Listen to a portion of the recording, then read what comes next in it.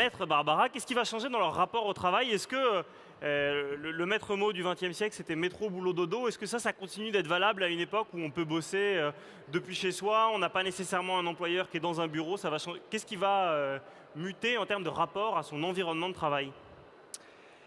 Alors, on va prendre la casquette de Madame Irma, sinon d'avocat, pour se projeter un peu sur le terrain des règles, parce que vous avez évoqué jusqu'à présent les mutations scientifiques, technologiques, de vie, donc c'est un programme formidable, mais petit détail, il y a du droit. Et le droit a ceci de particulier que, s'agissant du Code du travail, il fait à peu près 900 articles à la minute. Et comment dire pour l'application? C'est quelque chose d'assez compliqué, d'assez illisible.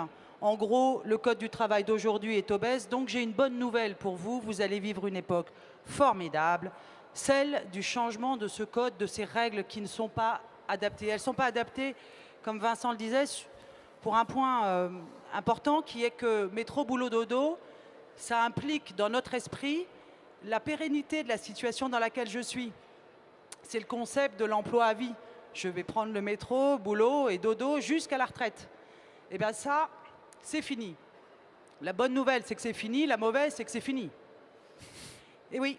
Et donc, après avoir vécu pendant, en gros, de 1945 à nos jours, je vais m'arrêter, hein, je suis un avocat, donc il faut m'arrêter aussi. On a vécu dans l'idée que... Vous parlez longtemps parce que vous êtes payé à la minute, oui, voilà. Mais là, c'est gratuit, donc tout va bien. Bon, alors je vais m'arrêter. Non, mais les points importants, et le point que vous devez avoir en tête, parce que c'est très important, parce que ça va vous donner confiance en vous, c'est que de 45 à ces jours-ci, si je puis dire, le principe, c'est le contrat à durée indéterminée, le fameux CDI dont on parle à la radio et dans les journaux, sous-entendu comme éternel. C'est un contrat à durée indéterminée jusqu'à la retraite.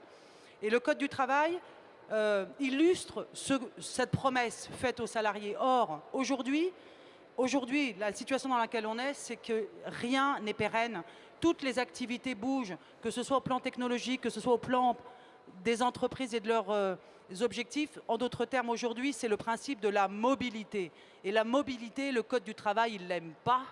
Et c'est pourtant le principe de mobilité qu'il faudra intégrer dans le Code du travail et que nous allons probablement vivre dans les années qui viennent et qui vont changer fondamentalement le rapport au travail, le rapport à l'emploi, et ce, dans des circonstances que je considère comme optimistes. Voilà, il faut être optimiste. Alors, si on veut être optimiste, vous dites que le CDI va disparaître, pourquoi pas, mais on le remplace par quoi? Parce que ça ne va pas être par une multiplication de CDD. Est-ce que ça veut dire qu'on va tous devenir, d'une certaine façon, soit freelance? Il paraît que les freelances explosent depuis 2008. Est-ce qu'on va tous devenir des espèces d'intermittents? C'est-à-dire qu'en gros, il y aura des périodes où on bossera, et puis des périodes où on cultivera notre créativité, et puis on sera nous-mêmes les propres garants, tout au long de notre vie, de nos droits sociaux. C'est-à-dire que ce sera à nous d'être responsables en se disant bah, « maintenant je bosse, je gagne de l'argent et j'en profite pour assurer ma retraite, ma santé, etc. Et puis parfois, je veux prendre du temps pour élever mes enfants, voyager ou autre. » Est-ce qu'on va aller vers ça? Est-ce que c'est pas un peu compliqué dans une situation très rigide comme la France? On est les champions de la norme. Ouais, nous, on adore mettre des gens dans des cases et dans des situations pour l'éternité. Or, ce qui vient d'être décrit, Vincent, c'est la réalité. C'est la réalité, c'est-à-dire qu'il va y avoir des moments dans sa vie où l'on fera des choses différentes qui ne seront pas nécessairement dans le cadre d'un contrat de travail, mais dans plein d'autres possibles statuts. Et on a parlé beaucoup de l'auto-entrepreneur. Et mine de rien, en France, nous qui avons une passion pour la fonction publique et le contrat à durée indéterminée, eh bien, il y a quand même 1 million d'inscrits au titre de l'auto-entrepreneur, ce qui veut dire que ce sont des statuts plus je déteste ce mot, plus précaire, c'est-à-dire plus responsabilisants, qui sont offerts comme choix possible dans une carrière.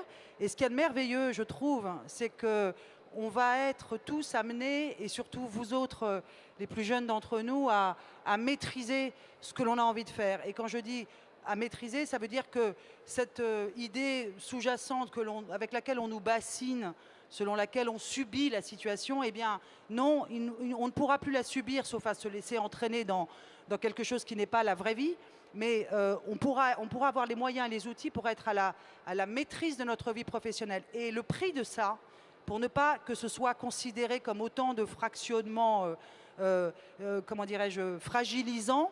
Eh bien, le prix de cela, c'est ce que l'on appelle les droits sociaux qui sont portables d'un statut à un autre, c'est-à-dire que je continue à bénéficier de la santé, d'un régime de retraite, de la formation professionnelle, de toutes sortes d'aides, mais pas uniquement dans le cadre de ce contrat de travail unique, éternel et pour la fin des jours.